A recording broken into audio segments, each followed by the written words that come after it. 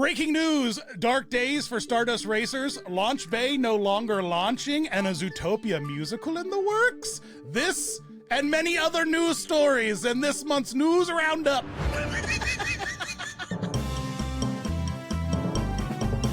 Hey guys, welcome back to another episode of Fun Fun. It's Dan, it's your Chuckle King, here as always to deliver beautiful dulcet tones to your ear holes with my giggles and my stories and my ADD. With me, as always, is the Chuckle Wizard, podcast producer extraordinaire, and owner of a new pair of glasses. It's Nathan. Nathan, welcome to the show. Welcome back, sir. This is actually the first episode where people will know that I have Is this new glasses. the glasses debut? Okay, Yes. Now everyone will be able to chronologically understand how you time travel through when we record episodes, because I'm very excited about the glasses for the really next is. several episodes. Yeah, he's really excited. This is what happens It's just when we very both Harold record. Hill, college professor. I'm just very excited. I mean, There's I literally trouble- watched a Harold Lloyd silent film, and I was like, I want those. There you go. So, yeah, I Trouble did. with a capital T, and that rhymes with P, and it stands for pool. You know, Speaking of pool, I played Harold Hill in The Music Man, right? baby, I can see it. I can see it. Yeah, Clear as day. yeah, it was great. I can I see was you in very that good white at it. suit, that little hat. I can see Oh yeah, it. I can see it. I have the vision. yeah. And Vision speaking away. of fans of pools, and I'm just making an assumption here, but who doesn't love a pool? It's Cole, a.k.a. Bibbidi Bobbidi Beard. Hey, Cole, what's going on? Where are you with pools? You like them? You don't like them? I like pools, especially living in Florida. Like a pool after Yeah, you a like hot pools? day. Yeah, absolutely. Yeah. Except Dan, like I was at Florida recently, and all of the pools were heated, and it was the summertime, and I could not find a cold pool to save my life. Like I was at Coronado Springs, that's the one with the pyramid. I was at the pyramid pool, hot. The pool was hot. I don't want that. I don't want a Dan, hot do you think pool. The Music Man is about Harold Hill telling the town they don't need to swim anymore and they need a boys band? Yeah, absolutely. I thought it was Oh, all okay. about I was saunas. just checking in on that. He's like, you guys don't need pools, you need saunas. I'm Harold Hill. I'm a sauna salesman. Song salesman Harold Hill. This reboot, we're just call us Yellow Shoes. I don't know. They did the last one, so. Cole, I like you because you're like the king of Comic-Cons. Like you go to the most conventions, you go to more conventions than any person I know, I think. Every time I see you, you're at another convention. Just Cole at conventions. I'm surprised your name isn't Convention Cole instead of Bibbidi Bobbidi Beard. Why do you like conventions so much? I don't know. Well, one, I'm a shopaholic. As you can see a ton of stuff behind me. Yeah, But I've always unresolved liked childhood trauma. I get Right, it. I get right. it. Look behind me too. I get it. Yeah. I've always liked like Comic-Con and stuff like that, and the way that I go to a lot nowadays is that through doing like Disney social media and doing different things like that, a lot of the brands that make things for Disney also just their own branding as a regular company do stuff Right. and they're present at cons and stuff like that. Like I love going to D23 and things like that. And then just because I'm a fan of like things like anime and other pop culture things, it's the other cons are basically what D23 is, but for everything. So Right. I like going to those. I like getting FaceTime with the brands that I work with and things like that. And I spend a lot of time on the show floor and like Artist Alley and seeing like the awesome stuff that people Yeah, you create really do. and You things really like that. do. Is that where you found like the early success for your social media? Was it because you're Bibbidi Bobbidi Beard, but now you lean pretty hard into cons as much as you would lean into Disney parks. What was like? Do you remember like the reel or the TikTok that like kicked off like, oh, people are paying attention to me now? And was it conventions or was it parks? Oh no, the convention stuff is fairly new. Like as I've grown and because the first couple like big ones, like I like thanks to like media and stuff like that, like San Diego Comic-Con's like the big one that like TV shows or movies and things like that reference all the time. That's one that I've always wanted to go to, but it's like one of those things that tickets sell out so fast. You have to register ahead of time. My first time ever going there was because I was there with a brand doing TikTok and stuff for them. And for the last couple of years, some of the major ones that I've gone to have been because I was there on contract doing socials for one of the brands that I work with. So it just kind of really vamped up. Okay, I like going to these, and a lot of my like first time going to certain cons, and then knowing, okay, no matter what, whether I'm working with a brand or not, I want to go there again next year because I have serious FOMO with events like that. I also like exclusives. Like I like when brands that I love do things that are only available at the con. I'm a real big fan of being able to get that kind of stuff. Having something that has that like limited edition, knowing that Right. I'm And only one of cons are good for that, man. Yep, exactly. They got exclusives galore at those Exactly. cons. But So, okay, I dig yeah, it. no, I dig that's it. fairly new. So Within like cons the last came 2 later. years. It was all Disney parks for you early on. Yep. Gotcha. And what was your shtick? What was the thing that got the views? And You it know, was, like for the love of theme park got diarrhea. You know, things that things at Universal that gave me diarrhea. We just had them on the show. I was going to say, well, we haven't had him on the podcast. Well, yeah, so. in the future. Well, Yeah. I'm still very excited about Nathan's glasses. But Marty, we got to talk about the diarrhea in 1985. did you have a shtick though, Cole? yeah, for me, it was doing the lip syncs. So I mean, I just found out I was pretty good at that, and just finding a way to take audios that had no business having anything to do with Disney whatsoever, and apply that audio in some way to something relevant to like either whether it was something like relevant breaking news wise or new in the parks or just the parks in general. Right. Okay, I dig it. I do remember your lip syncs. That's true. You were the lip sync king. I still do them every now and then. It's just Yeah. Well, now you like Labubu's more than lip syncs. Let's be real. I do like Labubu's. Yeah. What is your Labubu wearing right now? Do you have eyes on him? 2 like seconds. what is? Oh, I got. What's his outfit? Oh, you have. eyes on Of course, Labubu. you have I many. just got this off a TikTok shop, so I can put them all on a rotating. These aren't even all of Cole, them. These Cole, you have a Labubu problem. It's time to go to Labubu Anonymous. All right. That's a carousel of Labubu. There's Yeah. There's like 4 or 5 that don't have outfits there somewhere. That's my thing too, because I don't like doing dress. I don't like cosplay for Comic Cons because it never lasts all day. It's uncomfortable, or you get really hot if it's like really elaborate. So recently, the Labubus get the cosplays, and I get to wear comfortable clothes. So we've got Gundam. These are almost all anime. We've got Demon Slayer. Oh, we have Star Wars. We've got my regular park little guy that's little mini me. And then we have a One Piece one. But yeah. Oh my gosh! Look at these Labubus. Look at all of these Labubus. Thanks. I was waiting for a chance to show off my rotating Labubus. I just put them in here like an hour ago. Y'all think Funko's sweating? You think they're sweating about Labubus? I think they might. You don't think they're No, sweating? With how much money I give them, I don't think they're Yeah, I sweating. get you. I fully understand. Labubus are a totally different thing that cater to a different sort of. Although there are they a cater few. to the same audience, but it's a different vibe. There are a few people, like brands that do like collectible vinyls that are slowly starting to step into it. There's one that's called Abominable, which they do this like Abominable Snowman guy that at cons there's like a different variant of what he looks like. They have blind boxes of plushie versions of him that are bag charms coming out in the near future, and I know a couple other brands teasing. It's starting. Yep. It's starting. Dan, Yep. we'll have to Alright. do a Labubu episode for sure. We got a lot of news to cover here, Cole. We do. Because, Let's do it. Lots of stuff happened here. Are you familiar with Jimmy Kimmel? Because he got taken off the air for a hot minute. I am. And 1.7 million people canceled their Disney Plus subscriptions. It was such a hot topic that Michael Eisner came out of his coffin.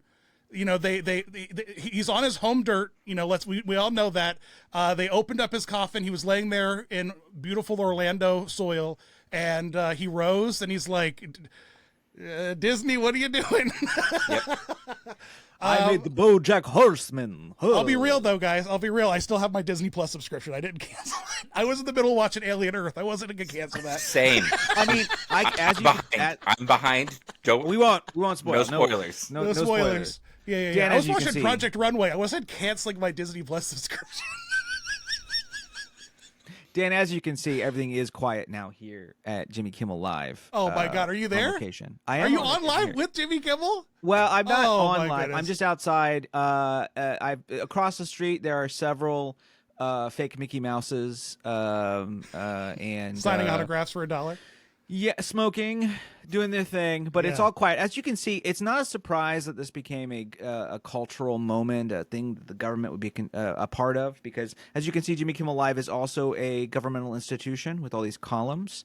So it's Is that what you know. makes a governmental institution's columns? By the Yeah, by? yeah. Okay. So I mean, this basically looks like I'm in DC, right? So, yeah, but Hollywood, things are DC. quiet. Or Hollywood, or DC. Rome. Or Yeah. I guess. I have to. I hear that wasn't unrelated built in a question. day. Have any of you attended a late night show taping? Have you ever had the pleasure? I got to see an episode of Fallon with Kiss and Nicolas Cage. Well, beyond the Cage bit, what a terrible evening. But hold on, which actually, Nicolas not that Cage? Like, what was he promoting?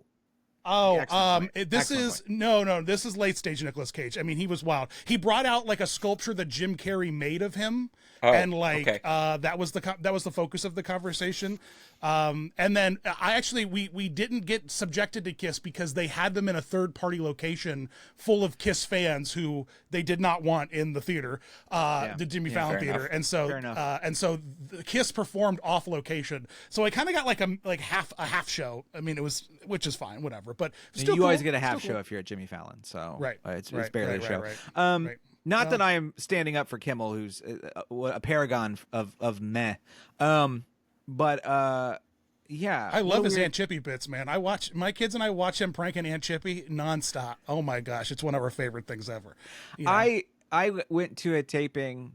This was during college, and so we wanted to go to Chicago and see a taping of something. And we toured Oprah. We toured Harpo. Oprah had ended her show by then. But we went to a taping of Steve Wilkos. So the guy from yeah, we weren't. The security guard from Jerry Springer had his own show for a while. Yeah. And at least it was an episode where like someone was just dealing with a crack addiction. Cole was a huge fan. Cole loves Steve Wilkos. It took me a second. I'm like, I don't remember what kind of what show we're talking about. Yeah. I'm like, what show? Yeah. Yeah. Oh, they my goodness. desperately wanted us to yell. They were like, Jerry, and they're like, well, you got to yell Steve, and like no one wanted to yell Steve. Wants to yell Steve? They're like, they had like a big, almost like a big sign that said Steve, yell it. It's so funny because like I guess the only thought I have about the Jimmy Kimmel thing is like we're like a week away out from it all happening, and like no one's talking about it anymore. No one even cares. We've all forgotten about it. We're all goldfish. We're all the worst. We're all terrible. Yeah. Hey, I mean, I happen to like that Ted Lasso be a goldfish line. It can apply to a lot of stuff in a pretty good way. Yeah. I mean, I think the thing is it's just like how do I put it? I'm very thankful that I have a president who basically just wants to pick fights with people that would like be a headliner at a casino in Vegas. Like there's like any actual, I mean, not saying that this didn't matter. Be very clear. I talked about it in my mass media course for like 2 days because it's a huge deal. Because it's been Nathan's a long a college time. professor. Cool. Can you tell? With the FCC. And so that stuff is bad. Don't get me wrong, for sure. But it's such like, I think that, and I've heard this from other people, you would expect the fall of democracy to be at least interesting and not like Jimmy Kimmel, super lame, you know, like not Jimmy Kimmel, not Guillermo. Not Guillermo. Leave Guillermo out of it. Yeah. I mean, can we, there's just a better universe where he picks a fight with like, what's his face? Who was the round rat man who danced on streets? What? Yeah, he put on a rat costume and danced on the street because he was in a Cinderella movie. What's that guy's name? What? Wait. Yeah, the guy took over for Craig Ferguson. That guy. James Corden? There's too many J's. Too many J's in this. Yeah, James Corden. There's a better universe where Trump where Donald James Trump and Corden. James Corden fought. That'd be yes. funny, actually. And then we really lose love James that. Corden forever because he gets like deported. That'd be great. That actually would have been funnier. That's true. I know. So there are, silver funnier. linings. No, but we had to mention it because, like, duh, this is a thing. I think the Disney. I don't know about the Disney bit of it all. I think Iger is a bit. I of a look coward. forward to 10 to 15 years from now when someone has the correct context and hindsight to give us the. I can't wait for the Defunctland video on this period of Disney's on in Iger's 10 career. Years. The defunct Iger career. I think the key here is that people, for some reason, because the internet has made us all like pathologically, like move faster. That people don't recognize that like it takes time to have conversations with people, and even just the concept of a corporation having to have a meeting. I don't know if you've ever been in a meeting. They take time, and like that is not time that anyone, even if I agree with their stance, is willing to give anybody to like figure stuff out. Like, it just takes time. It doesn't mean you're on the side of evil. It just sometimes takes time to, like, Yeah, you know, it's a huge corporation. It's a mega monster. Yeah, for sure. We're all full of good news this episode. Should we go to Epic Universe? Yeah, and Epic is not having a good go of it either lately. The tragic passing of a guest on Stardust Racers has opened a manslaughter case, which I didn't even realize was the case. And then there was another ongoing lawsuit that I guess was settled with an older woman who had an injury fairly quickly. She was her lawsuit was for like 50,000 too, which to a theme park is like chump change. I feel like even if they settle for less we than make that, like we make that in ices on a Tuesday. Yeah, take your 50K and leave. So you know, like yeah. It kind of feels... the thing about Stardust Racers though, in the death is I'm very interested in it because you wrote it. You know, no, I don't fit on it. I was too big. I'm too large of a Viking-sized man to. I will not be doing it again. But I've heard it's a very intense coaster. It is and Universal chases those coaster enthusiasts. Mm-hmm. It's no doubt, and we love a dueling coaster. And the thing is, like, it's so wild to me, and I'm not pointing fingers or anything in this, but what I was like raised in this era of like being terrified of warnings on everything. You know what I mean? I guess it was the Mr. Yuck of it all. Like as a child, I was groomed into like being terrified of labels by Mr. Yuck, and Mr. Yuck. And so like now, before I get on a and my girlfriend's the same way. You know, she was raised as a terrified Mr. Yuck millennial. So when she gets on a coaster, when we Monsters Unchained, she's like reading all the warning labels. She's like, this ride is going to like cause serious injury. I was like, no, you just have to like because people will go on these things with conditions and they'll just throw caution to the wind and they'll do it, you know, and be like, I have a heart condition, I have a this or that, and the whole conversation about accessibility, and because he was a wheelchair user, and you know his body was built and operated different than it's just man, like how do you even navigate? Yeah, how do you even navigate something as complicated as this? Well, apparently, the internal findings I'm reading here, this is from Universal to their team members. Our internal findings to date confirm that the ride system functioned as intended. Equipment was intact at the ride start, throughout the duration of the ride, and upon the ride's vehicle return to the station, and our team members followed procedures. I mean, I don't think Universal team did anything wrong at all. No. It's the concern, and I've even said on a post somewhere, or whatever, like I'd be surprised if, depending on what they find from basically what they were saying, like the cause of death and everything like that was blunt force trauma related. I mean, the fact that ride vehicle is just a bar that's on your lap, and you have so much upper body freedom, I've seen comments and people debating like, oh, well, you're supposed to be able to like maintain like your posture. Is like, if you pass out, you're not maintaining anything. Your body's in free flow and things like that. Right. So I wouldn't be surprised if they have to add some sort of like even just a simple like seat belt for the upper body so that you can't flail around. Yeah, and I feel like Velocicoaster is the same way. It also feels like it just pinches your legs and your whole body, your whole top is like free to move. It's the same ride vehicle, like it's the same lap bar and everything like that. And then the upcoming Fast and the Furious ride is the same seat. Obviously, it's inside a like car shape and stuff like that, but it's still the same like lock mechanism. So I'm concerned to see if it changes. Nice. But like the thing that's different with Stardust that I this is just my personal, from what I've read, I thought on what possibly could have been where this person experienced that trauma, is that Stardust Racers has a section, unlike Velocicoaster, that's kind of similar to if you've been on like Incredicoaster, at the end with the Jack part, you do this kind of like jackrabbit like up and down over top of basically what is Toy Story Mania. It does this kind of up and down, but it is a more like violent kind of like up and down, which means if someone's passed out, you're going to be going back and forth with that up and down motion. And I'm assuming that's probably where something happened, because the rest of the ride, you're kind of being swayed like left or right. You're not really back and forth to like where you'd be able to hit your head on anything.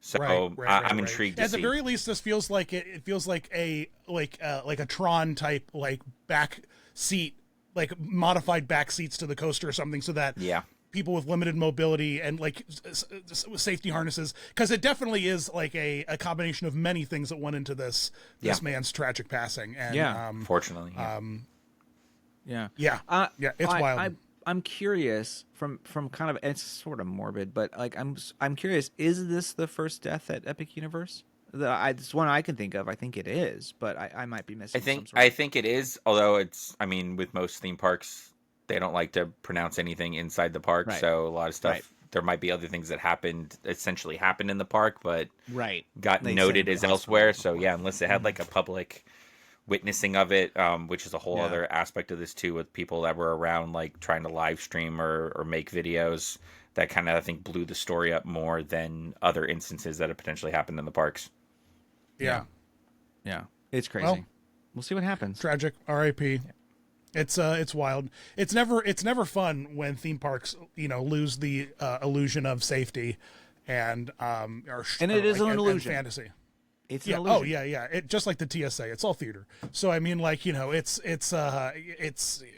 sad when that illusion gets broken, and boy, Dan, oh boy.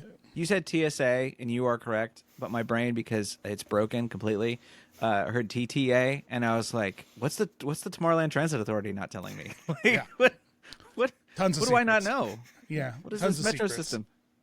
What is Tom Morrow up to? He's been paged 1,000 times a day. That's true. Where is that man? Where is he?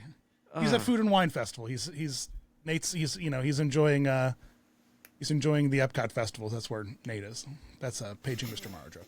All right, Cole. Tragic day for you, Star Wars fan. Your favorite attraction in all of theme. I know you all. Every time I'm hanging out with you, you're like, God, Launch Bay is the best thing that Disney's ever done. And so I know how sad you are to see it go. But Star Wars Launch Bay has officially taken off the map because it's closed. It's gone. Launch Bay's gone. Cole, what are your thoughts on this tragic day for you and your theme park fandom? I know some of my friends like Meg is gonna hate this, but I'm glad it's going. I'm glad. It's pave it. It's demolish it. It's a waste of space. I love the character meets that are there. They're well done. Like the Vader, when they added BB-8, being able to see like he's over at Vader, but you know what? I'm love that they got rid of it because Vader's now meeting over in the Endor area of Star Tours, which is awesome.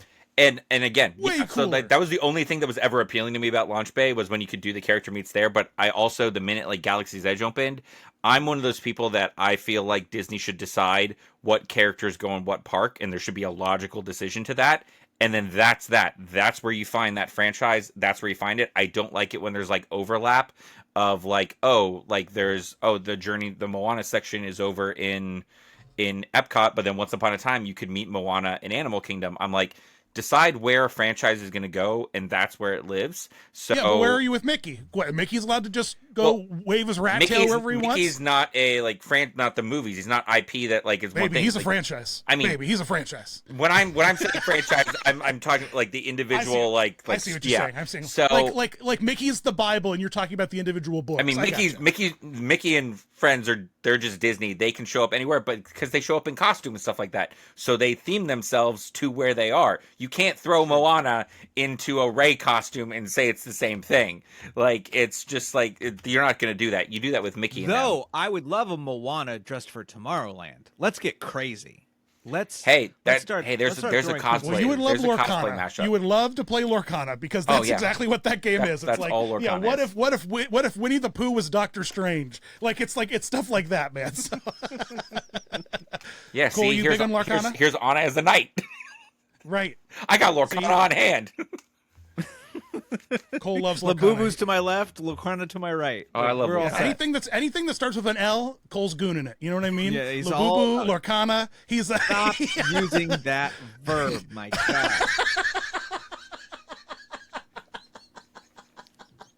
What do you mean? It's the new. Dan's like a toddler who learns a word, and then he's just like, "This is my best word. word. It's the funniest word. Just say it, Gooner. It's the. Go ahead and say it with a straight face. You can't. Labubu Gooner. I'm a Labubu Gooner. It's. I'm sitting here trying to say it with a straight face. I'm just. Yeah. Go ahead. I can't even just thinking about it. I'm a Labubu Gooner. Go ahead. It doesn't work. What's funny is, did you know in an early draft of Star Wars Episode 1, The Phantom Menace, there was a character named Labubu Gooner. Labubu Gooner? He was one of the Naboo fighters. You know what it is? I think it's because I grew up with the phrase goober. And so, sure. I miss the goo of, like, throwing that at somebody. You know what I mean? So, shabla goo. I don't know. You called a lot of people. You grew up calling a lot of people a goober. You goober. That looks. I don't know. I just feel like you were getting called a goober. I feel like, yeah, someone was being called goobers. Yeah, absolutely. Yeah. Were you just goobers. Straight goober, or were you a silly goober? Christians come up with weird words that mean other things. So, how do you feel about Goofy Goober Rock from SpongeBob? Goofy Goober Rock from SpongeBob. Yeah. I want to move there. Yeah, I want to live there.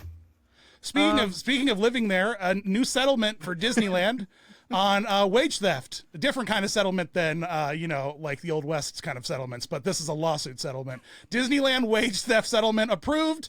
Boy, I got to tell you, if I had a nickel for every time I've heard about Disneyland stealing money from cast members, it would be a few nickels. I've like the amount of these lawsuits that you could almost pay through, a cast member. Yeah. Like, guys, fun fact, and I should do a video about it one day, but like the entirety of puppetry in Disney parks was eradicated for like the span of 7 years because of a Disneyland puppeteer union lawsuit, which Disney aggressively lost. And they removed puppetry from Disney parks across the globe in retaliation.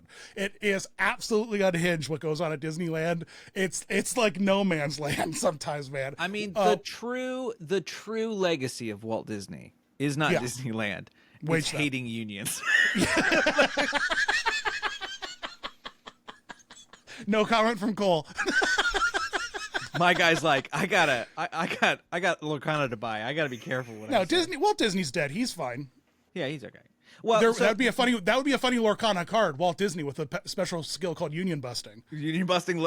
Well, so for those who need to know what happened here, technically, basically there was a thing called Measure L rate that required $19.40 an hour, and that was in October of 2023. And Disney was like, we don't fall under that. Even though it's for all like Anaheim businesses, which I don't know about you, but I would consider Disneyland an Anaheim business. Yep. So anyway, they finally paid up, basically. Good. And almost all of these cases, by the way, are because of some middle management making a stupid decision and not actually like escalating it. It's always middle management. It is the Peter principle. When you get promoted enough that you eventually like max out at your skill level and you get stuck somewhere that you have no business being, and you're never going to climb any further, and then you just start wrecking things. So God bless the Peter principle and how it deeply affects Disneyland on a regular basis. And just Disneyland, nothing else. Weirdly, no other weirdly. Well, yeah. No, it's not weirdly. It's not weirdly, and I'll tell you why it happened to the puppeteers. Because guys working in Orlando found out that guys working at Disneyland got to work in movies and TV. The puppeteers at Disneyland got to be extras in the Muppet Show. The guys working at Disneyland got to be background Muppets on the Muppet movie. And so the Orlando bosses were like, why aren't we given those opportunities? We're puppeteers. And they went to California and worked their way up with no business being in the positions they were, so they could be on TV and film because they thought that was special. And so all kinds of idiots end up at Disneyland because they think that that's like they're going to break big because they're going to meet the right people and do the right things. It happens all the time, dude. And then they end up out there and they're idiots. They're just idiots, Anyway, that's for another video some other time. Speaking of a couple, well, I guess they're not idiots. Well, you know what? I gotta say, I like what Scooby-Doo. I like what Disney Universal's doing with Scooby-Doo. The thing they just did at the Goob Lagoon. What's it called? Not Typhoon Lagoon. Volcano Bay. You just called it Goon Lagoon. Is all you called it. Goob Lagoon. It's that was so cool. Like, the gang busting like a guy and unmasking him and stuff. So silly. So the idea that this is happening is exciting. Right. So we have FanFest nights, which I think we would say was fairly well received. I think. I went. It was great. Yeah. Some people really. I think you know, depending on how, again, I think it was sort of like depending on your love of certain intellectual property and how well it was served, kind of depended on your experience. But they're coming back, and this time they're doing Scooby-Doo, and not Scooby-Doo and then also Universal Monsters. No. Scooby-Doo and Universal Monsters.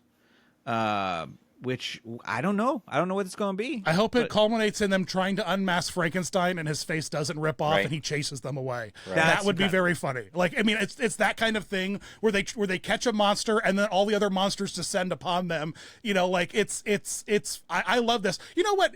Scooby-Doo did this kind of stuff back in the day. They had crossovers all the time. So I'm totally here for because Scooby-Doo's like this useless franchise now, by the by, you know, and like we got to mix and match it. We got to Scooby-Doo X Water Park, Scooby-Doo X Universal Monsters, you know, Scooby-Doo X whatever. It's just can't be Scooby-Doo because no one will show up. I'm hoping they do the house experience. So like with FanFest nights, one thing that a lot of people didn't know is so like the different franchises that they represented. It depend like I mean, obviously they're just trying to find a way to fit it into the park.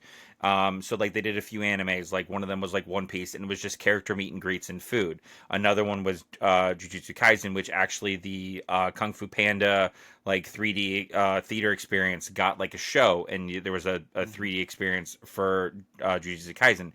Dungeons and Dragons had the kind of horror nights walk through like house experience down on like one of the lower sections of the park.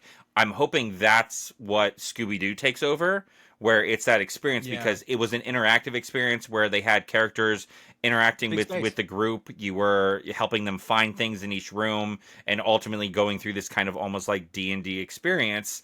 And I'm hoping that is what Scooby-Doo does, and it doesn't end up just being like One Piece and just being food and a character meet and greet. So I'm hoping they're one of the ones that actually get an actual like experience representation in FanFest nights.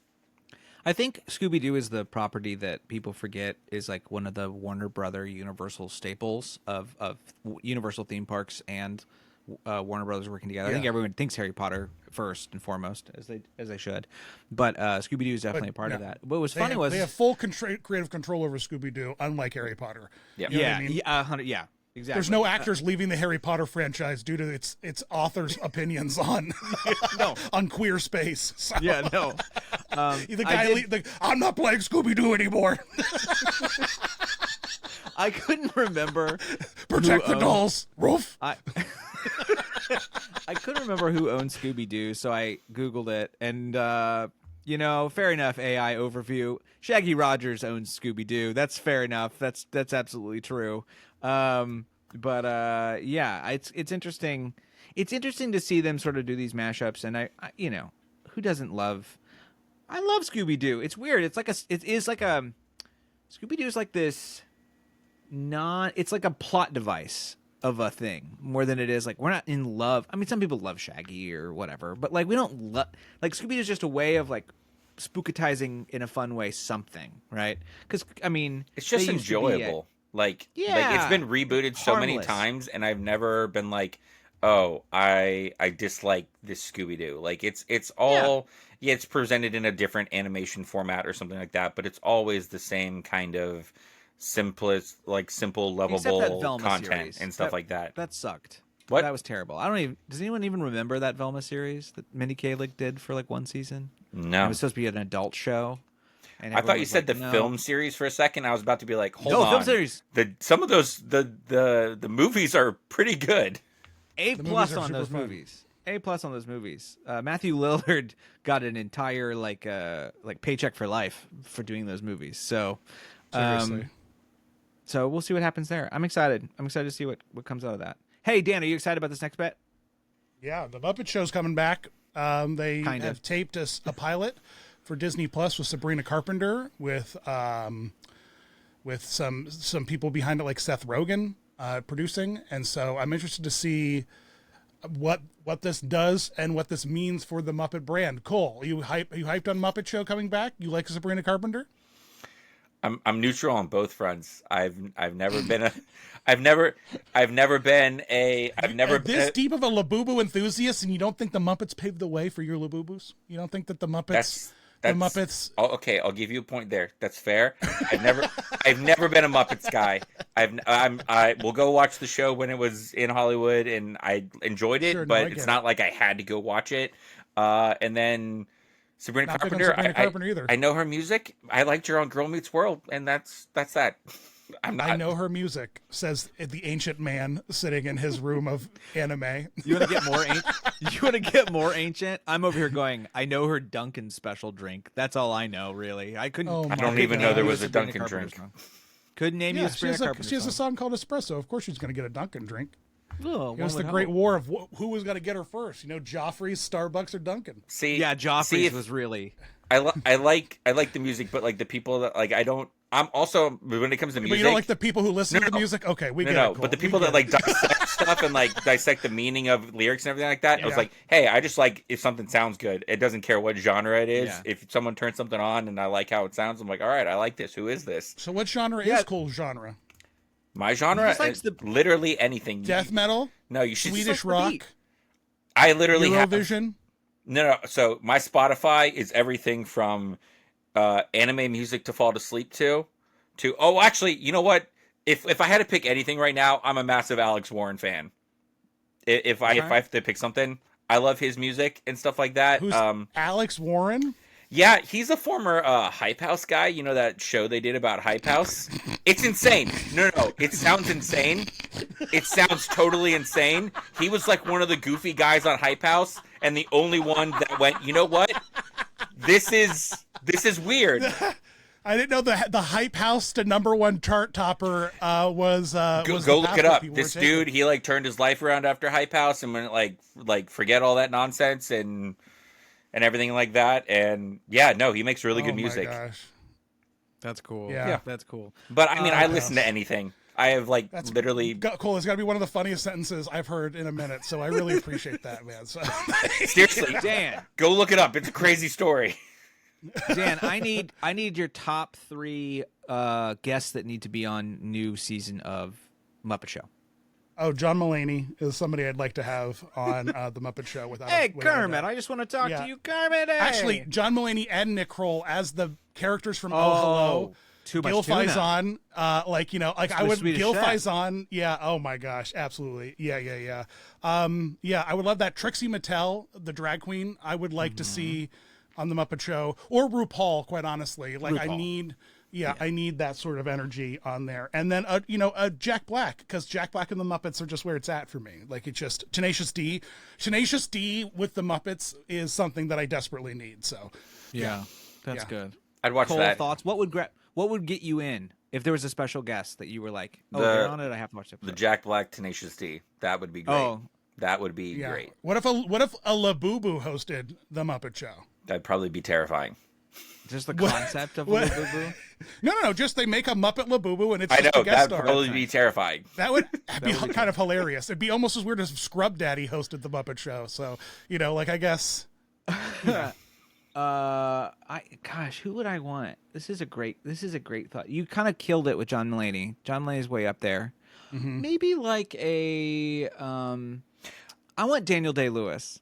I love a sweet He's side. retired, man. He's retired. No, I he want- has a movie coming out next week. I So have a selection now. I want Oh. all of the Hype House.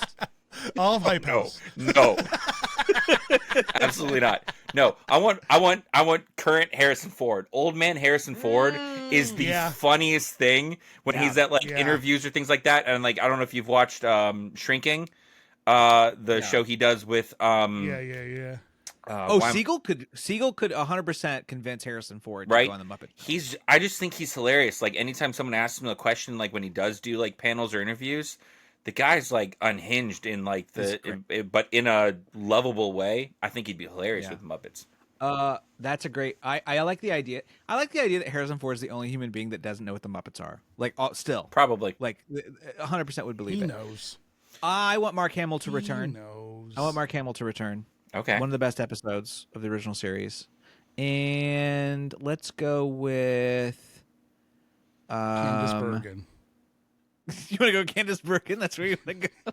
That's where Murphy you're going. Brown That's where I herself? figured you were going next because I know you're a huge Murphy Brown fan. Murphy Brown? You talk about it all the time, guys. He's acting like he No! doesn't talk about Murphy Brown, but when we're off air, it's nothing but Murphy Brown. Why do I find this so funny? You're like, What you don't know is my behind big it, scandal is that I watch Murphy why Brown. he has this background obscured is because it's nothing but Murphy Brown DVDs. He just has the whole collection. Yeah. Yeah. Gosh. I guess he wants Jimmy Kimmel based on what he's looking at. I He want wants the Jimmy I want Kimmel the to- entire cast of Always Sunny in Philadelphia as their characters from Yes. Always Sunny in Philadelphia. Scary. Danny DeVito would be great. Oh, on Danny the Muppet DeVito Show. for sure. Yeah, Charlie Day would be fun. I don't watch enough like stuff to know who's popular. I don't feel like. I watched I too don't know. much They'd stuff. probably be like, it's Little RZA, Rizzy Dizzy, and Oh, you know they'd be what? like, A that's Xenomorph would something- be a great guest. Just a star. xenomorph, just a Just a straight up xenomorph would be very funny. Like, Hey, yeah, Just not the one from Romulus. That thing was terrifying. yeah. which one? The one from the end of human Romulus, one? whatever. Oh yeah. my god, Nope. yeah, baby, that one was wild. Nope. No, mate. I like to imagine that he's just a Henson creature. Cole was texting me the other day. He has dreams about kissing that thing, fully making Mm. out with that alien from the end of Romulus. Yep. Can't blame him. Tall drink of water. Yeah. Him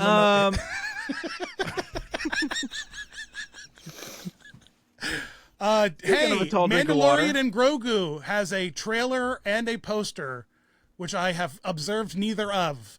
Here's the poster. Oh, there it is. What? Yep. I like it. That looks like a comic. Well, of course you like it because it looks like a Comic-Con exclusive poster that you would get. You know It what I really mean? does So- look like the one they hand out to you at AMC. Yeah. When Yeah. you go see a Okay. Okay. movie. Sigourney Weaver's in it. Yeah, she's in the Speaking of she's in xenomorphs. the first trailer. It's for like 10 seconds. Is she in the show? Does she play the No. same No, character? she's as a new the one she plays character. in Avatar. She's a new character. I would love her for. Although- I came from. Chances are She's- she's similar to her Avatar character. I feel Yeah, like that's what I'm saying. I feel Is like she the- she's is she just pigeonholed playing the herself into Avatar some form character? of like doctor and something. Because Yeah. even her character in Finding Dory is like Yeah. is And Cabin in the Woods. It's all the same. She's Yeah. all the same. She also just played it. She was also another baby mama. She was a scientist who like impregnates ladies. You know what I mean? And that Tina Fey. Do you think that movie just happened? Yeah.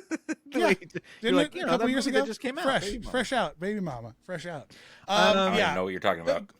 Cole, I know you like a Star Wars. Where are you at with this movie? Did this trailer get you excited? It's coming out in like March or something, right? Like, Yeah, no. Is that the time of year to celebrate? It's 3 months early. Why can't it drop May the 4th? What the hell are we doing? Why March the 4th? March is a dump. Don't get me started on executives not releasing things when they should release things. Because even Lilo and Stitch, it came out either like 2 weeks before or after 626. I'm like, just drop the movie on 626.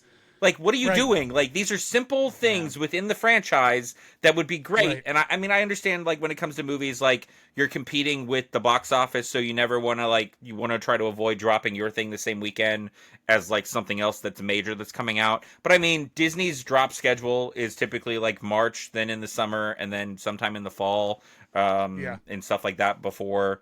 I don't know why they drop stuff like right around Thanksgiving. It's like Nightmare why? Before Christmas was released in July. I'm pretty sure. So I mean, like, it's just what they do. Yeah. It's just what they do. But I mean, I'm is- excited. Maybe March by is May kind the of the 4th, it'll drop on Disney Plus. May the 4th, I bet. Is their Probably. standard. That's Yeah. probably their thought process. March is That the beginning of the season, yeah.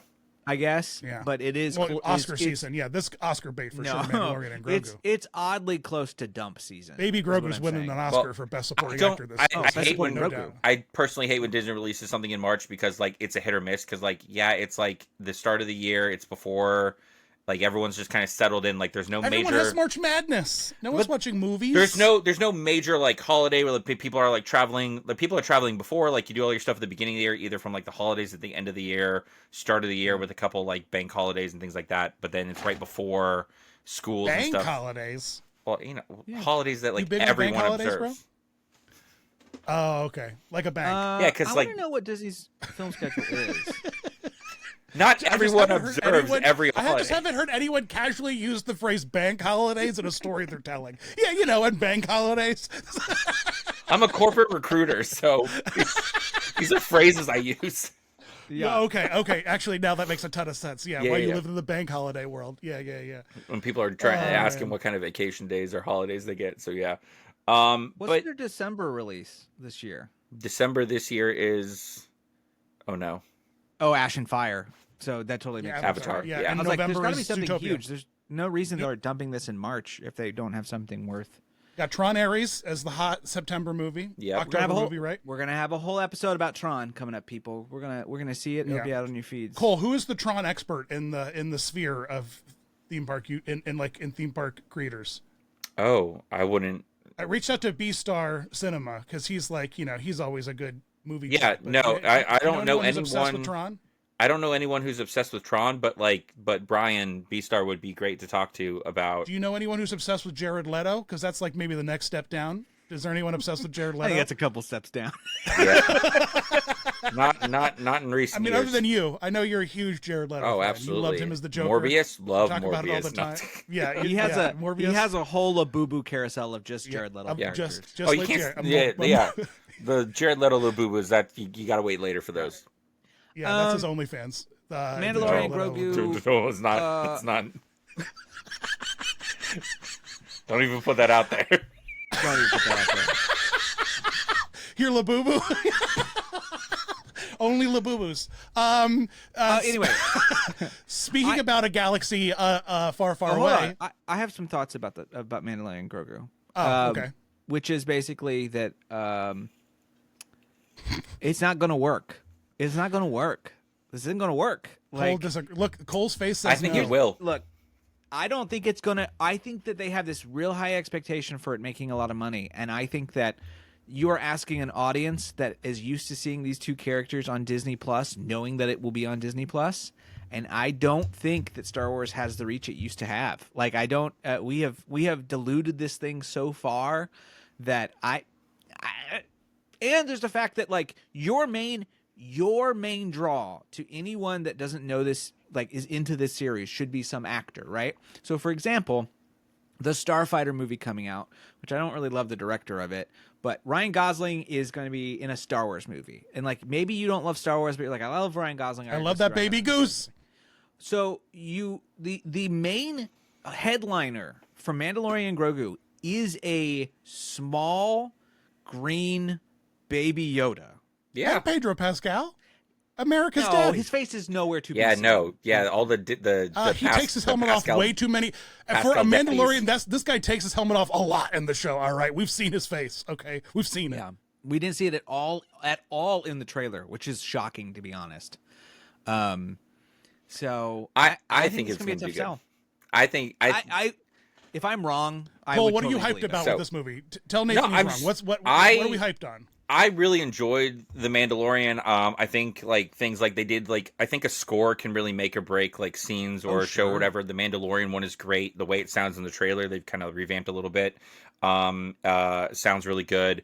I just like the storytelling. Like I will, as a Star Wars fan, I love everything Star Wars. Like there are people that love to hate certain things of Star Wars. I really enjoyed Skeleton Crew. Maybe that's because it's got a lot of Treasure Planet vibes. I don't know, but I liked Skeleton Crew. I like Acolyte. Like I like Acolyte a lot. A lot of people hate on Acolyte. If it's Star Wars, I'm enjoying it. I don't understand the level of hate from some people. But the thing with The Mandalorian is that it is not trying to expand upon like the original movies in any way. And I feel like a lot of hate. Are you sure? Okay. It is diving in it's touched its toes in a little bit, but the thing is with Luke says otherwise. I mean, yeah. Hey, this scene, his introduction scene is one of the is absolute cinema. The way he rips through that ship and stuff like that. Like it or you don't. I want to see, because I want to see stuff like that. I'm excited that it's also going to tie into other Star Wars fans. Like people are excited because Seb is in the trailer. So it's going to tie into Rebels. Everyone was excited to see his character for a split second in the show. So anything that's kind of tying the stories together, I like that it's tying to like the animated, because a lot of people didn't watch that, and I think Rebels doesn't get it. It doesn't get enough love. Literally, my only complaint about Rebels is why did they make the lightsabers look like little fencing swords? Like the blades are so thin, and things like that. But yeah, it's just like a thin line. I don't know why they animated the lightsabers the way they did. It's weird, but it's such a brilliant show. And theoretically, Bad Batch could show up, couldn't they? Theoretically, I'd love to see live action Bad Batch. Oh, I'd love to see live action Bad Batch. I'd be all about that. What we're probably going to get is a CGI Han Solo because they already got his face from Indiana Jones and the Dial of Destiny just lying around. They're like, I don't Solo. Solo is the one Star Wars movie I always forget about. I don't. My personal opinion is I can never remember the kid's name. He's the actor in Fault in Our Stars and Baby Driver. Do you know who I'm talking? Hansel. I think it's Hansel something. He's in Weapons. Ansel Elgort. Is he? I haven't seen Weapons, but he's like, to me, he looks just like young Harrison Ford. I don't know why he wasn't the choice for a young Harrison Ford. I like the guy that they did cast. Whatever, the movies that he does are great. But Solo's Alden forgettable. Ehrenreich. Yeah. It's not Ansel Elgort. It's Aldrin. Aldrin Elgort played him. Ansel I'm talking about who I think should have played him. Who I feel like looks like a young Harrison Ford. Keep up, Dan. Yeah. Look up Baby Driver. Yeah, Ansel Elgort's been canceled. I thought though. Oh, did he? He was a little bit. He had a little bit of cancellation. I don't keep up. I mean, he wasn't like eating people. Like Never mind. He wasn't like Armie full Hammer, on. There was a soupçon of cancellation. I don't think it lasted. Never mind. Like a little. I don't know. Yeah. I don't keep up with celebrity news. There was something I was going to say about Mandalorian Grogu before we moved on, and I can't remember. There's nothing else to say. I don't think there really isn't. Here's the thing: if we don't see like a whole family of Yodas in this movie, and like if Grogu doesn't start talking like an old British gentleman, like I need something that's gonna like jump the shark in this movie. Like I need something. Like I need I need like Yoda to like passes consciousness through the Force into Grogu or something. Like I need Grogu to get dope. He's just a dumb baby right now who eats things. I need him to get ripped and awesome. You know what I mean? I need him to go Super Saiyan in this. Is what I'm saying. And I don't know. I am a Super Saiyan Grogu is what I want. A blonde Grogu, like with big blonde hair. Cole knows what I'm talking about. Cole, I don't know if you're a manga guy, if you read some manga, but Mandalorian Grogu is 100% based on Lone Wolf and Cub, which is one of my absolute favorite manga series, which is 100% just about a traveling assassin in Edo era Japan with his child. Like, it is the only thing they switched out was bounty hunter instead of assassin. It's the exact same thing.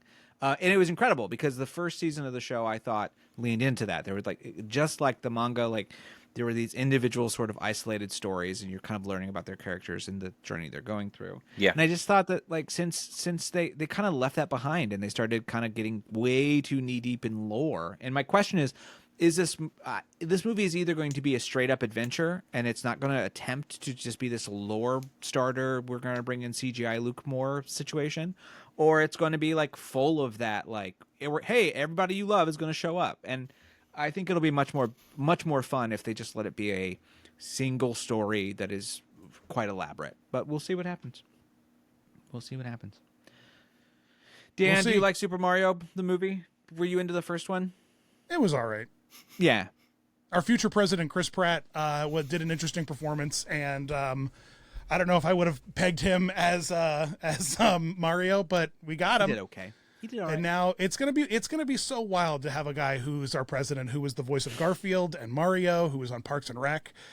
It's gonna be real wild time here in the future of America. But while it's still cool, it's Super Mario Galaxy movie. There's no information. There's nothing to know. Why did we go why did we skip Sunshine? Is my question.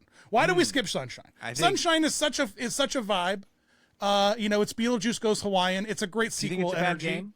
It's kind of a bad game. No, I love Sunshine. It's great. Oh, I absolutely love Sunshine. Utterly complicated in certain areas, but yeah, that's what makes it fun. As someone who's actively playing this stupid game I'm going to talk about in Fun and Tell, sometimes that's a very good point. That's a very good point. The complication of things is fine. I love Galaxy though. I bought the 3-pack when they came out on Switch. Yeah, Galaxy's just fine. For Galaxy.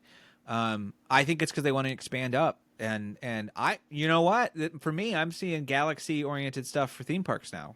I'm thinking, oh, okay, we might be able to do some sort of Cosmic Rewind-esque coaster for children in a Mario Galaxy variant, which could be pretty interesting. Yeah. So I don't know. Everyone loves space. Everyone, Are you a Mario if you've guy, seen Cole? Toy Story, you know people love space. You know. I'm That was I'm the a takeaway from that. I'm a Mario kart and party guy. Fully understand that. Yep. Fully understand that. Well, there was a whole Mario Kart section of the new Mario movie. Yeah, no, and I loved it. Yeah, my wife and I will play Mario Kart or Mario Party like weekly against Yes. I think we're training the AI that runs our Switch in a dangerous way.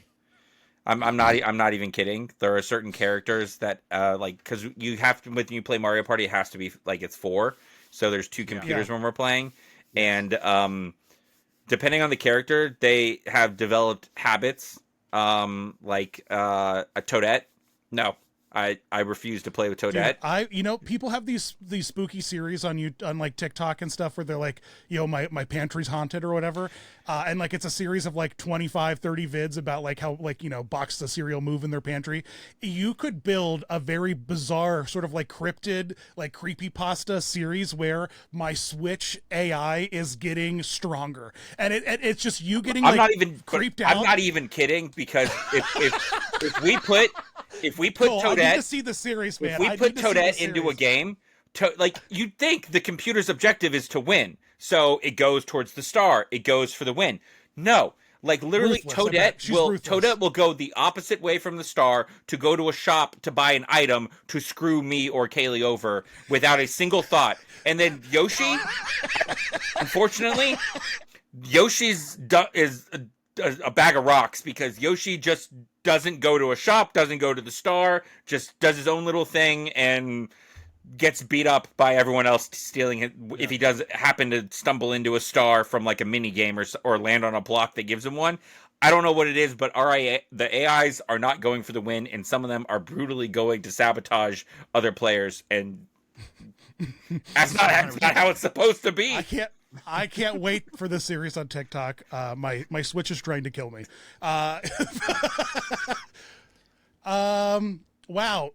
Did you, Cole? Have you heard? I know you're a huge Zootopia fan. Did you hear they're making a musical on Broadway? I had not, but I am very excited for that. I love Zootopia.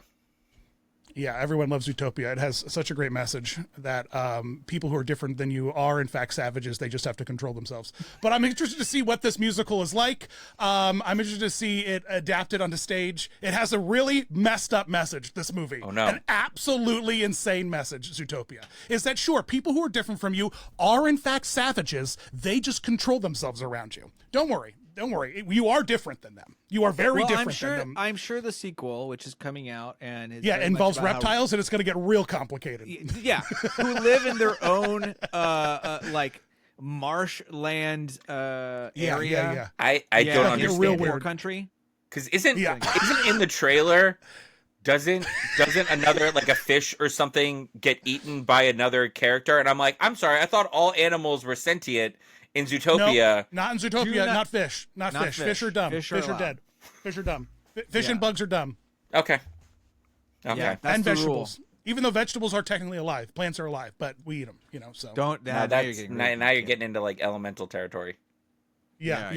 Well, there you go. Yeah, Zootopia Dan, elemental why? crossover. Why and this? Universal Fan Fest. Why this? This has no music. Why this? I'll tell you why this. Because Disney's not interested in taking it to Broadway in any capacity. No. It's a 90-minute production. It is for kids. It's for high schools and middle schools and children theater camps and stuff. They did this with Hercules. Now they're doing it with Zootopia. They are just working their way through the pantheon, getting officially licensed musical versions of their show, so that kids can get up there and shake their butt to Shakira music, and when they're 11 or whatever, God bless America, Zootopia the musical, Gazelle music. So, Gazelle music. What's her name? Is her name Gazelle? I think it's Giselle. It's Giselle because she's a Giselle the gazelle. Because she's a gazelle. Yeah. Right. Oh, I think Judy what Hopps. No, Judy Hopps they all have similar names. Yeah. Yep. Right. Yeah. Mara Lionheart. So Zootopia. Yeah. Zootopia, the most. Don't look too hard at the message and the allegory it's trying to make. Don't stare at it. For the race wars of humanity, because it is not a good message. It is not a good message. Hey, it's Costume Corner time! Yay! Costume Corner! It's Dan's favorite topic, costumes. Hey, we updated Dr. Facilier, not just to Tokyo. It's also happened in at Disney World too. I don't know if you know or not, but Dr. Facilier got a full update and redo, essentially taking a lot of texture and I guess texture is really the only word I can use here out of the character. The character's now very flat. I think the word you're looking for is they took the voodoo out of him. Well, it's interesting. It's this character is very, very interesting because, as we all know, and as a topic that I like to harp on quite regularly, Jesus Christ is canonically a character at Disney parks. He's a character in the Haunted Mansion canonically. But the thing is that we don't have a Jesus Christ meet and greet character, and so that he can come out and about and people can be like, hey, what's up with the wine? What was it, a white? Was it a zin? You know what I mean? Like, people aren't like asking Jesus about canonical religious questions. And voodoo, you had to go to Holy Land experience for that. Yeah, you had to go and Holy Land's not around anymore for pretty good reason. Go visit the life-size Ark in like North Carolina or whatever. You been there, Cole? You've seen that life-size Ark? I know what you're talking about. I have not been there. Yeah, wild times. Disney Dan tours America's evangelical theme parks. Yeah, what a series. And there's a very specific woman who was behind all of this sort of Dr. Facilier erasure, and she just recently retired. But I won't name names or point fingers, but she did not have a great run there at the end. And a lot of people have leaned on the fact that she was the big proponent of reducing voodoo culture, and it's kind of hilarious because the Haunted Mansion at its core is spooky Christian culture. I mean, it's what it is. It's spooky. Haunted Mansion spooky Christian culture, and we're all just like, cool. So much that other countries were like, thank you for your Haunted Mansion. Yeah. Paris is like, we'll do spooky cowboy culture, and Hong Kong is like, we have a spooky we monkey. don't do ghosts like that. You're gonna have to mystic our manor or something because we don't. Right. Yeah. So but hey, good news for you, Cole. New Nick Wilde costume just debuted at the Animal Kingdom. I know you're hyped on Zootopia. Your favorite movie. Did you know that we got a new Nick Wilde? Yeah, I saw he got updated. He's not horned up anymore, I guess. I mean, the eyes on the first one. I'm like, what's going on? But speaking of costumes, I don't know why this was a priority and not things like Jack Skellington, which is the most terrifying thing that exists. He just got updated. What's he look like now? They just changed him. Show me. They turned it into a big mouth mover head. I have a whole video on YouTube I just dropped like 2 weeks ago. They changed the huge proportions of his body, and now his head is a giant mouth mover mask. He's got a big round head. Okay, good. Because it's beautiful, dude. Scary, and I'm like, how can y'all not do Jack right, but you can do things like Ernesto over at DCA? It looks phenomenal. And don't I know it, man? I specifically called out the company like 2 years ago about this to be like, hey, what are you doing? It was and I manifested. So creepy. I manifested the new Jack. Good. I manifested. I'm taking full responsibility. I'm gonna go watch that video. I did not know they updated him. All right, so Cole, you're gonna have to help me with this. What the hell is wait. I want your thoughts. You're not giving any thoughts on Nick What's the Wilde. thought? They just changed his eyeballs. It's fine. They have an articulated Judy Hopps. They have a fully articulated Judy Hopps that they use in Shanghai that can like talk and blink and dance and shake its butt. And until they make an articulated Nick Wilde, I'm not interested. So what? They removed the 2 pieces of felt that closed its eyes. Like it's still the same eyes. Actually, it's still the same eyes. Staring at this image, I almost kind of prefer the before, because if you just look at the eyes on the new one, it gets a little creepy. It's just staring into your soul a little bit. Yeah, a little American Psycho. Yeah, for sure. It is. Yeah. You want to know what his business card looks like?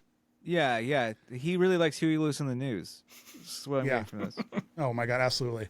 And the tightest pants, my God. But and we talked about this in a couple of previous, but Bad Guys 2 has a fox character, a wolf character that they recently brought out. And you can see why people felt it to be quite uncanny when looking at these images of Nick Wilde's update, is that if you have a character like Nick Wilde and it's just a dude wearing a pant and shirt without any padding, it's insane looking. It's insane looking. It's just insane looking. Yeah. And so Nick Wilde and Judy like address that. I mean, obviously Judy has huge hip padding, but Nick is also padded out. I mean, it's not just a dude with his thick thighs out there, for the world to see. Not at all. No. So I like it. It's fine. It's fine. It's not that big of a change, but it's enough. It's enough. They do this a lot. The biggest example I have is Tigger. the Tigger costume character head sculpt is used for like 7 other characters, like including the Shaggy Dog, the lion, the king from Robin Hood, the lion. You must be talking about ages ago if you're talking about the Shaggy Dog. Oh yeah, but it's still the same Tigger sculpt head. Okay. I mean, it's still the same head sculpt, but they used that like particular structure that was like cat, tiger adjacent, and just used it for many things. And so like, the fact that they're just toying around with the head, like the eyelashes or the eyelids, it's interesting, but they do that kind of stuff all the time. You know what's more interesting? What? This next thing? What? Okay, Cole. What is this? What is a HamiKuma? Okay. What is a HamiKuma? I actually don't know anything about this. Jeff had a spirit. Jeff had a spirit jersey of this. Apparently, it's a big deal. But again, I'm not a horror person at all. So I think this is in the vein of horror in some way. I don't know. I have no idea what this thing is. I'm happy to let you all know. So this is Universal Hollywood. Took HamiKuma, which is from Universal Japan. It is basically. I didn't know that. I didn't know it's from Japan. It's basically the Jack the Clown for Universal Japan. Oh, okay. This makes so much sense now. So this is his origin story. This is from uofan.com. According to his eerie origins tale, HamiKuma was once a sideshow act in a traveling circus. His quirky movements and lovable teddy bear-like appearance drew massive crowds, quickly making him the most popular act. However, his fame came at a price. Jealous fellow performers grew suspicious. Some even believed HamiKuma wasn't a real bear. One fateful night, they lured him into the tent, slashed open his belly, and attempted to uncover the truth. To cover their tracks, they set the circus ablaze, and HamiKuma lost his life in the fire. But death wasn't the end. In the aftermath, a parasitic demon known as the Deathbringer discovered HamiKuma's lifeless form and possessed his body. This unholy fusion brought HamiKuma back to life, but his soul remains trapped in the underworld. Now undead and driven by a mysterious force, HamiKuma continues to perform. His belly remains open, and many believe it holds dark secrets, as well as candy.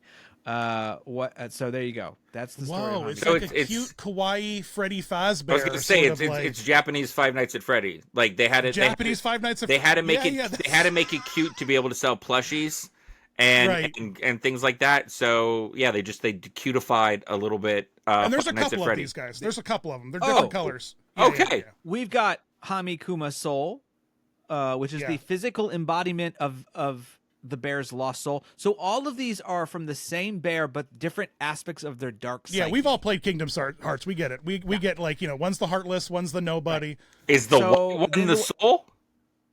The white one is the soul. The one on the right is HamiKuma. Why does it have a crown? I don't know. Because girls need ruling the underworld. Soul not have a crown? Is the soul ruling the soul underworld? Not have a crown, Cole?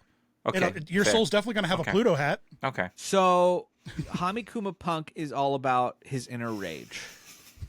Sure. And then, why not? And then this would have been 2025. It's Horror Duffy and Friends. So yes, it's hilarious. and the debut of HamiKuma Candy, which look at represents that. the bear's greed. So it's Oogie Boogie. It's 7. It's Oogie Boogie. It's 7.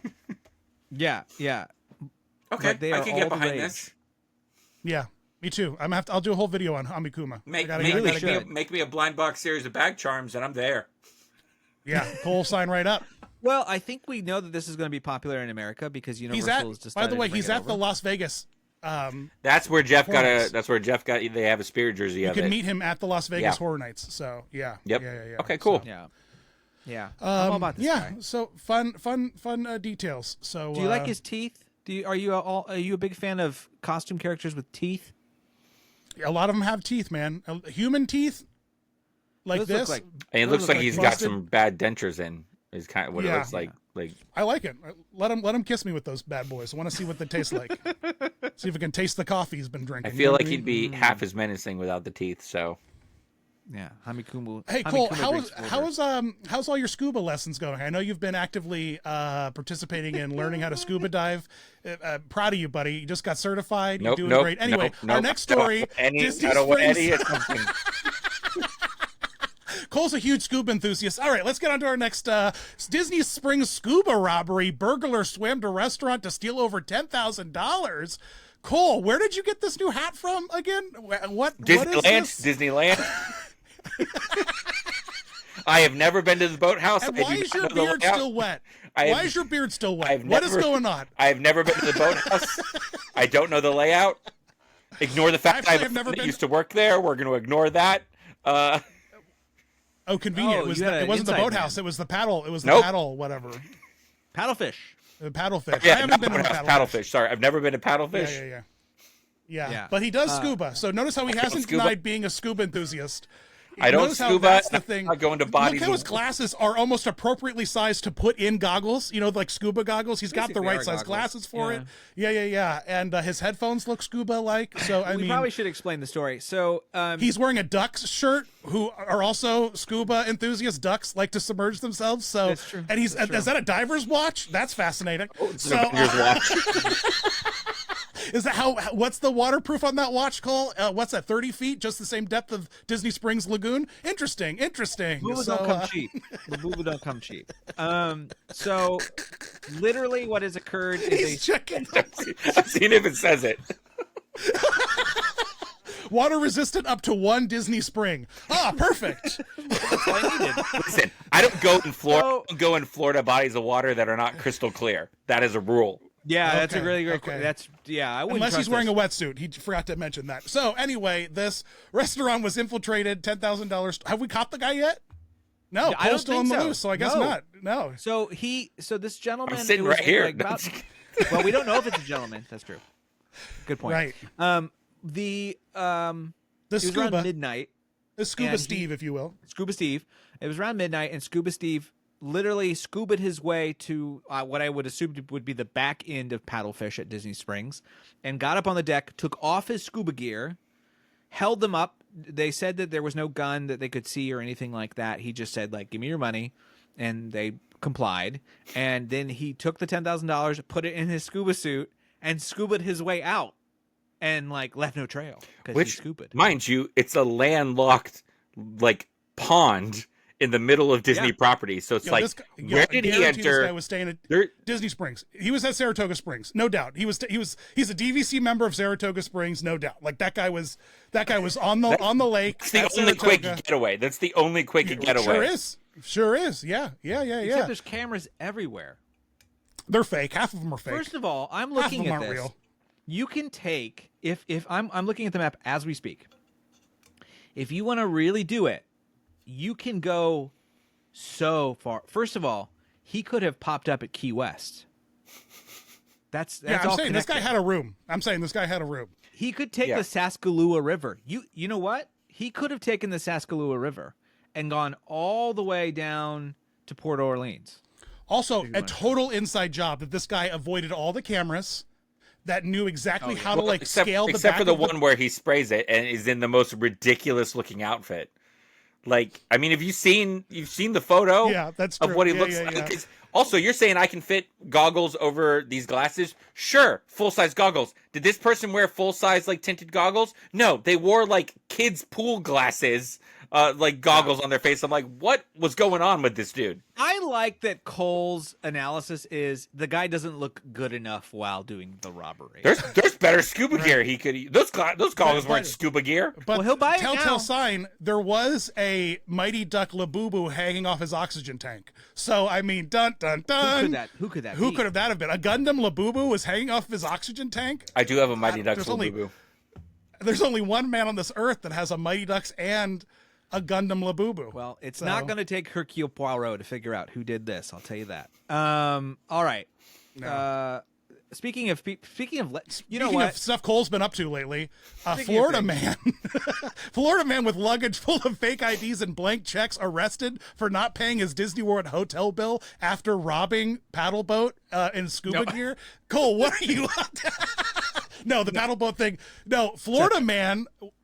What is the info on this, Nathan? So Do you know Justin this guy? Lara, 26. So this 26-year-old was arrested for grand theft by fraud earlier this summer. We usually get these a little late because they're coming out. Oh, He right. said he was on a business trip and he stayed for A business 10 trip. days. He's doing business. Disney he business. stayed for 10 days. When have you ever been able to stay at a hotel and pay after at Disney? I've always been charged immediately upon entering. How I did know. this guy get? How did this guy One get a hotel 10-day for Disney vacation 10 he didn't days. pay for? Yeah. At some point during his stay, the hotel staff realized he had given them a credit card flagged as fraudulent. So he did give them a credit card. Gotcha.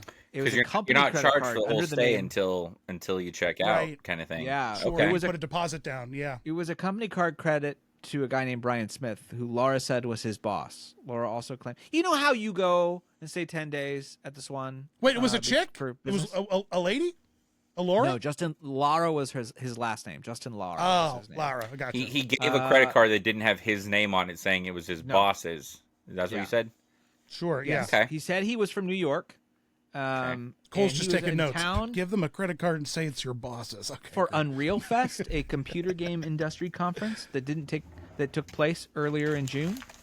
So apparently there was something there, and he was saying, I'm part of that conference, and so that's why I'm here. Say you're going to a conference. Yeah, For Unreal. For the Unreal Engine. No one will know what that is. Yeah. Check in scuba gear. It seems like Put on a disguise on my Labubu. put on scuba. Dress Disguise Labubu Labubu. like Darkwing Duck.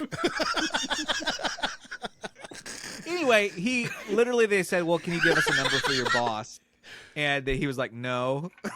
And then the jig was pretty much up. At that Jig was point. up. So and he had a lot so of he like, got caught before ever leaving the resort. Yes. And then they searched his Rook- stuff, rookie mistake. and there was all sorts of fake IDs and blank checks.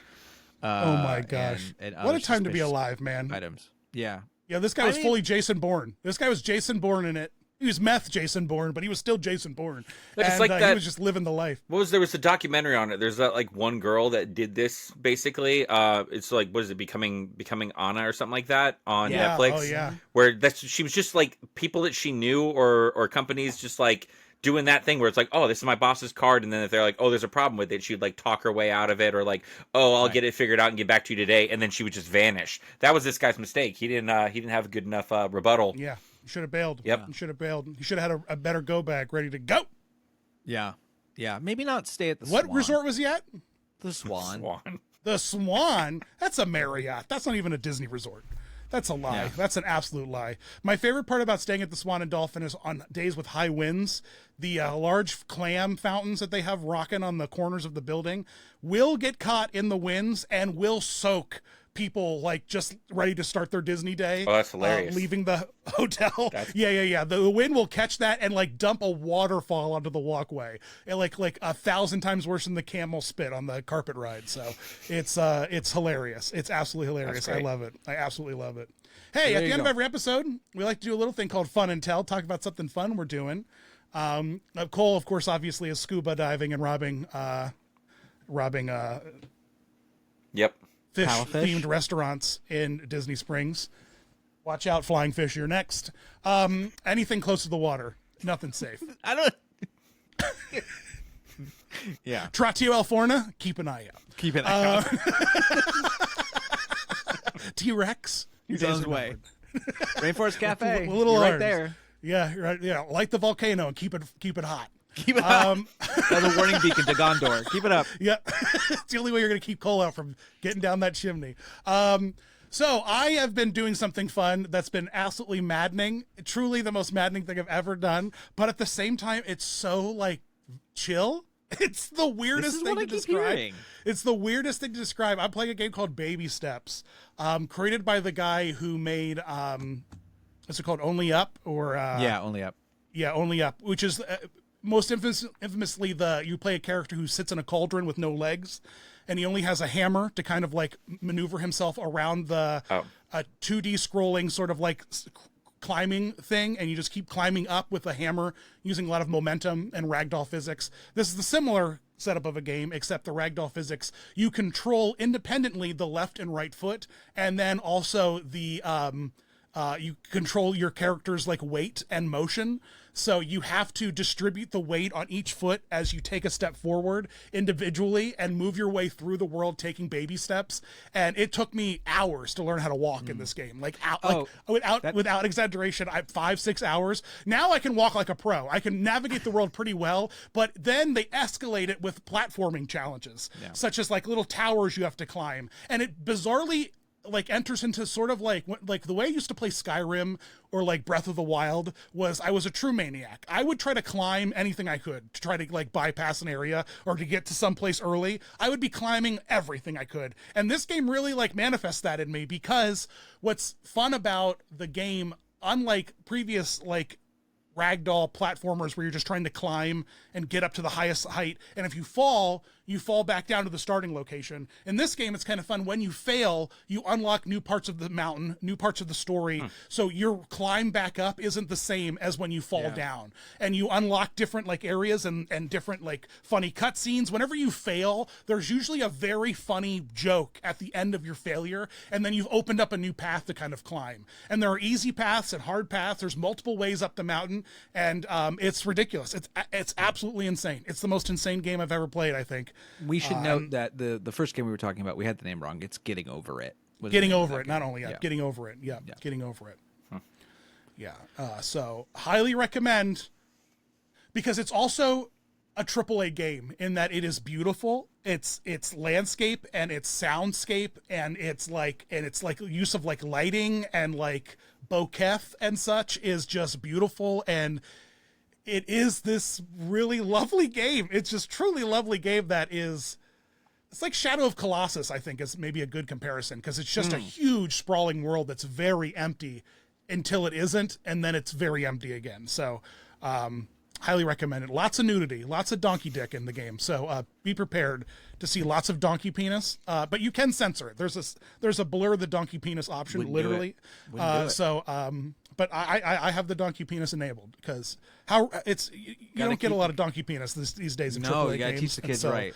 Yeah, and apologies to anyone sensitive to donkey penises, but I tell you what, we were doing that a just lot. fine, and now I've got to hit a button that's different for uploading this episode, and it's okay. You said it a We'll lot still make it too. through. You said it a lot He- in like a 1 minute Well, span. when Cole, I told Cole I was playing this game before we started recording. He's like, "Man, talk about the donkey dick." No, I was like, it's "All what right, we don't worry, Cole." The amount of times I feel like you said that more times in the last minute and a half than I've heard that in my entire life. What? What are we even talking about anymore? I thought we were... I'm telling you, got to play the game to find out. Gotta play the game. I'm good. Gotta play baby steps. I'm good.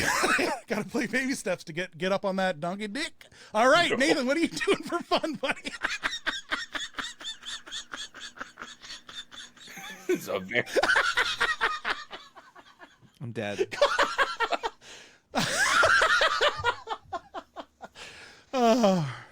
Gotta be a better way to phrase that. So I don't think so. I really don't think so. I don't think you do. I have been very fortunate that I live close to a Regal cinema, and I'm an unlimited patron, and I have enjoyed this last month going to see cinema classics. So I got to see Chinatown yesterday, and Lawrence of Arabia, and Casablanca, and Citizen Kane, all in theaters for the first time, and that was so great. I'm very, very happy and very fortunate for that. Well, Regal's continuing the trend, because this October they are doing Regal's 31 Screams on Screen, which is them showing every single classic Universal monster movie. Whoa. But the I'm highlights, down for that. I have a Regal near me in Minnesota. I might check this out. And it's like $8.99 for normal if you're not an unlimited. Because quite honestly, like I love Jurassic Park, and like they re-released it a couple years ago, and I took my kids to see Jurassic Park on a huge IMAX screen, and it was mind-blowing. I mean, it's incredible. You just have to see movies. I hate to sound like freaking, Mission Impossible over here, but you got to see movies in the theater. You got to see movies in the theater. It's great. It's the best. So I am very excited, because not only are they showing a bunch of cool movies, horror movies and such, but they are playing, by the time of this recording coming out, it's probably already played, but they're doing Friday the 13th 3 in 3D, as well as, this is what I'm most excited Red about. and blue, or like No, like just the okay, the new variant or whatever. But the one I'm most excited about is Creature from the Black Lagoon is going to be in 3D as well. So Creature from the Goob Lagoon. Wow, No. that's You kind of walked him into that one. I said the name of the thing.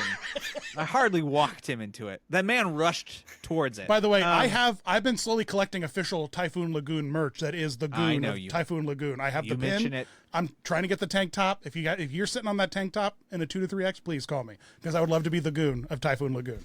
Yeah. It's absolutely amazing. There's an incredible Cole. I don't know if you're aware of this, but there's an incredible villains pin from back in the day of all Maleficent's little goblins, and it's the Goon Squad.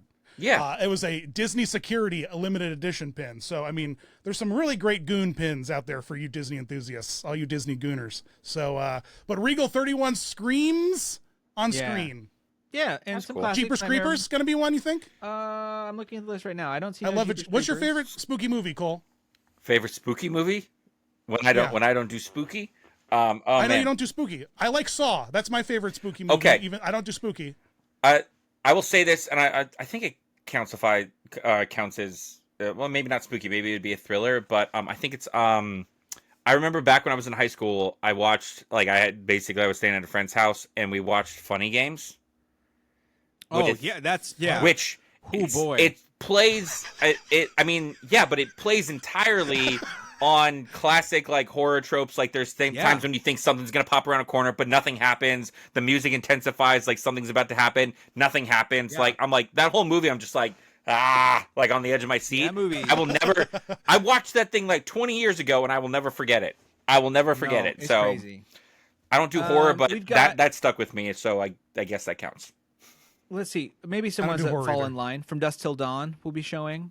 One of my favorites, An American Werewolf in Paris or in London. I might have to go see that American Werewolf in London. Oh, see, London. you're using your Regal pass effectively, while me with AMC, I've seen the same anime movie 5 times in the last week and a half. Because I'm not paying for it. Hey, brother, that's fine. You're allowed to. Cole at an anime counts. movie. I'm Cole. The Demon Slayer. Loves that The Demon anime. Slayer movie's breaking records, and I have thoroughly contributed to said record. What's that? Okay, Demon Slayer. What's that thing in that woman's mouth? What's that thing about? She's got a thing in her mouth. There's a popcorn bucket of it. It feels very overtly sexual, but it's a universal popcorn bucket. What's going on with that piece of bamboo kazoo? So essentially, the premise of the show is that the main character, it's a show where they have demons, but essentially the demons have vampire-esque qualities where they can't go in the sunlight and they consume blood and everything. But the premise of the show is that he's not home. His whole family gets killed by a demon, but his sister gets turned into one. But then for whatever reason, she kind of fights the urge to turn fully into a demon. And he doesn't want to kill her, so he muzzles her so she can't bite anyone and hurt anyone.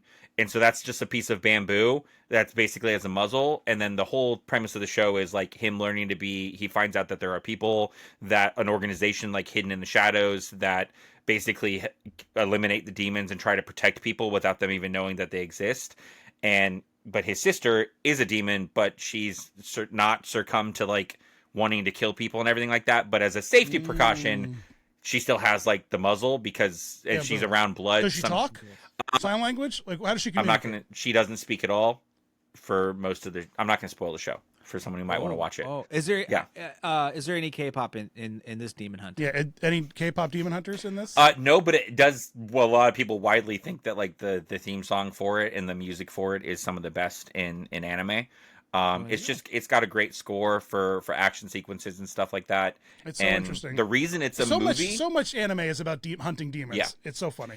The reason it's a movie now is because the animation is such high quality and so well done that the final arc, they literally they can't produce what they want to produce digitally without having an insane movie budget. So instead of releasing a TV show, they've broken the final arc into 3 movies that will come out. The first one just came out, next one doesn't come out for 2 years, and then the final part doesn't come out for another 2 years. I mean, well, that's anime though. Yeah. I mean, being an anime fan is about patience. Yeah. So. But also, that movie destroyed American box office. Oh, for 2 it's weeks, incredible. so. I keep going and seeing it because people I know that wanted to see it that don't want to go by themselves because they don't have I literally saw it again in California 2 days ago before getting on my flight home at 10:45 p.m. I saw it at 6 p.m. Rushed to the airport when the movie was over because I had friends that are I haven't seen it yet. I was we're going. So it's good. Yeah. Yeah. That's awesome. That's cool. I'm a big yeah. Yu Yu Hakusho fan. That was my anime. So I mean, like demon hunting, I'm all there for it. It had a movie. Yep. It had its whole lifespan. Just waiting for it to be put in Fortnite, and then I'll be done. It's got Funko Pops. So It does. Just waiting for Fortnite. Cool. Well, is that what you're doing for fun, Cole? Just going to see the same movie over and over again, or do you have something others for fun and tell? I'm going to New York Comic-Con in like a week and a half. Yeah, New York Comic Con is coming up. That's the big one. A lot of people think that San Diego is like the big one because it's the one that Hollywood chooses to put into shows and movies. But for perspective, New York Comic Con is huge. Man. Yeah, for perspective, like the San Diego brings in about like 180, 190,000 people, which is actually about how much MegaCon brings in. We just don't have all the insane activations. New York Comic Con will see like roughly 220,000 people, if not more. So yeah, it's a big con. Insane. Yeah. It's absolutely insane. Yeah. That's cool that MegaCon's bringing in San Diego numbers. Yep. I'm actually working on getting them some more activations right now. So hopefully we'll see that. Nice. We'll see. Yeah, that we just don't have 30-foot anime inflatables. That's all that MegaCon's missing. Yeah, we can make that happen. We can. We can make that happen. We can manifest that. Cole, absolutely a pleasure, sir. Thank you for joining us. Thank you for having me. Bibbidi Bobbidi Beard is where you're at everywhere, right? Yep. Yeah, YouTube and are you on YouTube's? I have YouTube, but I was mostly just doing shorts there. It would take me remembering to film one thing this way and then film it that way. I don't have Baby, don't I know it? I don't have one of those rigs like some people with multiple cameras filming in both. It's literally me going, "Hey, look at this. Hey, what's going on? Look at this." So yeah, man. Yeah, so but primarily TikTok and Instagram and also then Facebook. But yeah. You can catch Cole at your local scuba gear store. Yeah. Looking up Scuba or Labubu. If there's Scuba and Labubu next to each other. Scububu. Yeah. We need a Scububu store. Cole, if you had a little scuba outfit for your Labubu and a little sack of cash, very funny. Oh yeah. Oh man, I know a guy that I get half of these from the same guy. I'm gonna tell him to make me one. Scuba goggles with Mickey ears. Yeah. Yep. Mm-hmm. Yep. Oh, I mean, you got $10,000 to spend on this. It's going to confuse him when I ask him to make it, but it'll be a thing.